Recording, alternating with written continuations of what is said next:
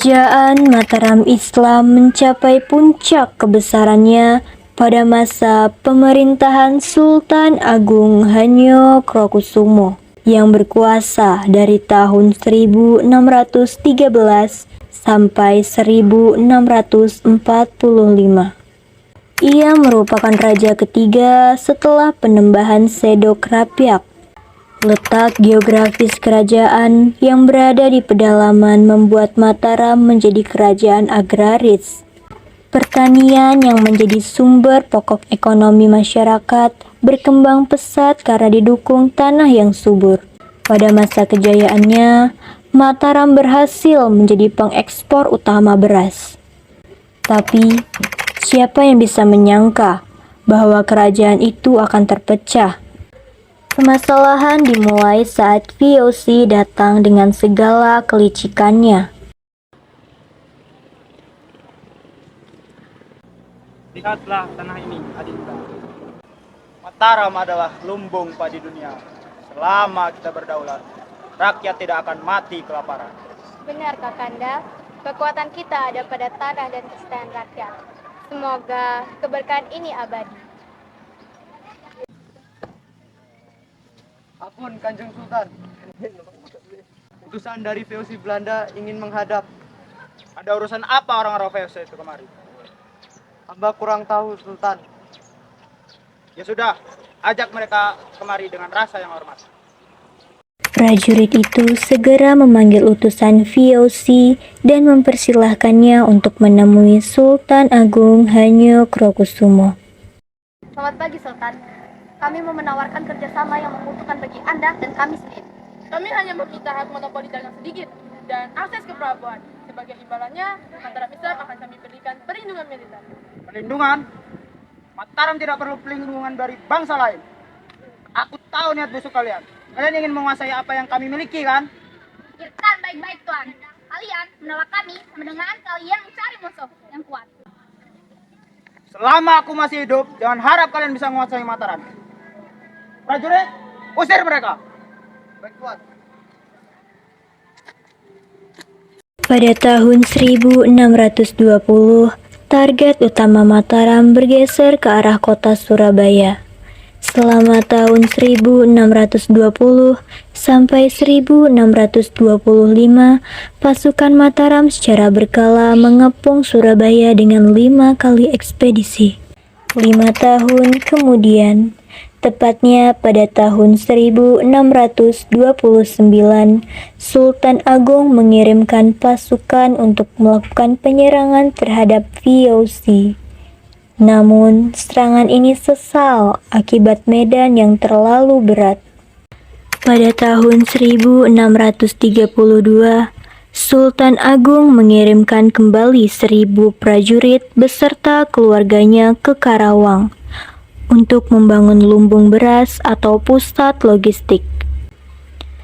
Namun saat merencanakan itu semua, ada seorang suruhan VOC yang menyamar untuk memata-matai mereka. Siapkan perlengkapan persenjataan. Kita akan menyerang VOC sekarang. Baik, Tuan. Kami akan mempersiapkan semuanya. Tingkatkan persediaan kapal dan persenjataan. Dan bangun lumbung padi untuk persediaan makanan. Oh, jadi gitu rencana mereka. Namun, saat Sultan Agung menyiapkan peperangan, rencana itu diketahui oleh VOC yang dipimpin oleh G.P. Coen. Lapor, Tuan. Ya, Kami memiliki informasi yang penting. Mataram telah mempersiapkan pasukan yang ditunjukkan kepada kita, Tuan. apa? Kurang ajar. Apa yang telah Mataram itu siapkan? Mereka telah menambahkan jumlah pasukan dan membangun lumbung beras di Karawang, Tuan. Hal ini tidak bisa dibiarkan begitu saja. Lalu, apa yang bisa kita lakukan, Tuan? Apakah kita harus menghabisi warga Mataram? Tidak. Belum. Pertama-tama kita hancurkan terlebih dahulu rumah Mataram mereka. Lalu bersiaplah senjata agar kita dapat menyerang. Baik, Tuan. Penghancuran rumah warga pun mulai dilakukan oleh VOC dengan tanpa rasa belas kasihan. Bu, ini sayurnya reganya bisa murah aja, Mbak, 50 perak aja. entak tak kondi. Awak dewe entok iki saka kidul. Oh, pantuan yang kono tanahnya untuk bertenar. Di hasil panen itu sudah ya api-api.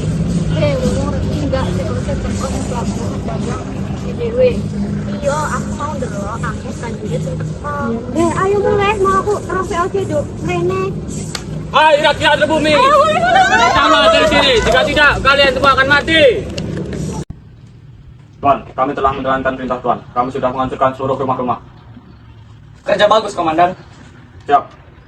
Pastikan tidak ada lagi yang tersisa bagi Mataram. Sampai dengan Mataram membawa pasukan yang lemah ke Batavia. Baik, Tuan. Jalankan tugas yang lain. Siap. Sementara itu, kondisi di Mataram sangatlah buruk. Mataram lalu melakukan penyerangan terhadap VOC dan menuju ke Batavia. Tetapi penyerangan itu gagal. Sultan, apalagi yang bisa kami lakukan, Sultan? Kita sudah kalah. Kalah! Tidak, kita masih belum kalah. Kita masih ada harapan. Tapi Sultan, prajurit kita banyak yang telah gugur di perjalanan. Dan senjata kita tidak sebanding dengan VOC. Ya sudah, kita ke Mataram sekarang juga. Setelah itu, perlawanan demi perlawanan antara Mataram dengan VOC terus terjadi. Banyak daerah-daerah Mataram yang melakukan pemberontakan ingin cepat merdeka. Naas, pada akhirnya Sultan Agung wafat pada tahun 1645. Pasca kematian Sultan Agung, pemerintahan Mataram digantikan oleh Amangkurat I yang justru bekerja sama dengan VOC. Pada masanya itu, terjadi pemberontakan yang dilakukan oleh Trunajaya yang tidak setuju jika Mataram harus bekerja sama dengan VOC. Apa yang membawa ke sini, wahai company? Menurutmu, aku akan bertemu siapa lagi selain Tuan Raja Amangkurat? Tolong beritahu dia bahwa aku sudah di sini. Baik, tunggu di sini sampai aku kembali. Siap. Tuanku, company sudah sampai di kerajaan. Suruh dia masuk sekarang. Baik, tuanku. Aku tidak akan bertele-tele, Amangkurat. Aku kemari untuk memberimu sebuah penawaran. Aku mempunyai jalur perdagangan yang luas, sehingga aku dengan mudah bisa memperluas kerajaanmu.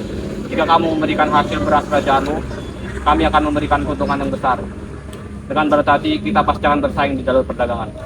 Baiklah, aku setuju. Aku siap membagi hasil beras Mataram.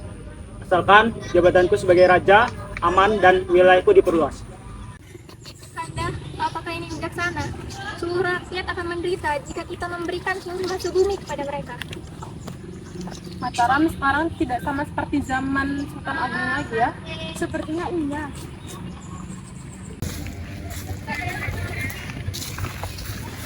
Siapa mereka? Apa urusan mereka? Oh, mereka adalah orang-orang yang membantu memperbesar dan memperluas wilayah kerajaan. Apa maksudmu? Apakah mereka salah satu dari company? Kau sudah gila. Apa maksudmu, Tarunajaya? Kau tidak punya rasa hormat kepadaku. Apakah tahu Amangkurat betapa liciknya mereka? Tentu, aku tahu mereka. Mereka lebih baik dari kamu. Mereka lebih membantu dalam memperluas wilayah kerajaan. Kau salah besar, Amangkurat. Aku tidak akan pernah setuju dengan keputusanmu. Kau sudah menjual harga diri bangsa kepada company. Betapa liciknya VOC dan betapa rendahnya harga dirimu. Hentikan omong kosongmu. Aku tidak butuh pendapatmu. Aku tidak akan meminta bantuanmu lagi. Jika itu keputusanmu, aku akan melakukan peperangan untuk merebut Mataram dari VOC. Silahkan saja jika kau berani menghadapi VOC dengan perlengkapan yang lengkap. Baiklah, Mangkurat. Aku dan pasukanku akan melawanmu dan memusnahkanmu. Prajurit, amankan permaisuri. Kita selesaikan sekarang, Tarunajaya. Baik, tuan. Akhirnya, terjadilah pemberontakan yang dilakukan Trunajaya terhadap Mataram. Karena tidak setuju dengan keputusan Amangkurat I, Trunajaya berhasil melakukan pemberontakan, sedangkan Amangkurat I beserta putra pertamanya, Mas Rahmat, melarikan diri dalam keadaan sekarat. Dan dalam pelariannya, Amangkurat I meninggal di daerah Tegalwengi. Setelah wafatnya Amangkurat I, Mataram tidak kunjung tenang. Cucu beliau, Amangkurat III atau Sunan Mas, naik tahta dengan kebencian mendalam pada kompeni. Namun, pengkhianatan kembali tumbuh di dalam istana sendiri. Paman Pugar telah gila kekuasaan. Mereka meminta bantuan kepada orang-orang kulit putih untuk merebut tahta. Aku adalah raja sah kerajaan Mataram. Ampun Sunan, pasukan VOC dan pasukan Paman Naga, Pangeran Puger, telah mengepung bagian wilayah timur. Kita tidak punya pilihan selain bertahan atau dibuang. Aku tidak akan mencium tangan mereka. Lebih baik aku kehilangan tahtaku daripada aku kehilangan harga diri sebagai keturunan Sultan Agung.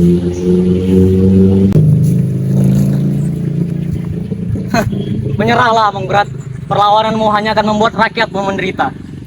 Pangeran Pugar sudah kami akui sebagai raja baru. Ikutlah kami ke Surabaya dengan damai, atau kami akan meratakan tempat persembunyian kamu. Cara boleh mengeluarkan aku dari tanah Jawa, tetapi kalian akan tercatat sebagai penjajah.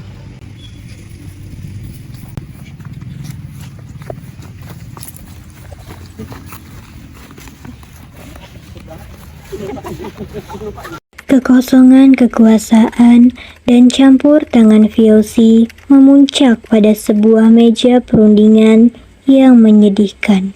13 Februari tahun 1755. Perjanjian Giyanti ditandatangani, yang berisi Mataram dibagi menjadi dua.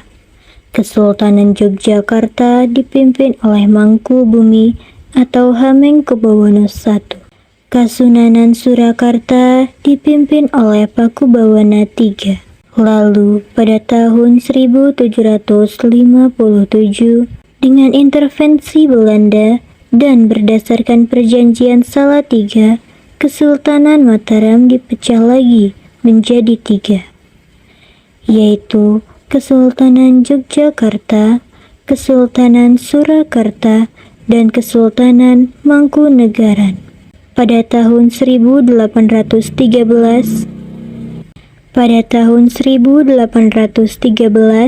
Kesultanan Yogyakarta dipecah lagi menjadi 2, yaitu Kesultanan Yogyakarta dan Pakualaman.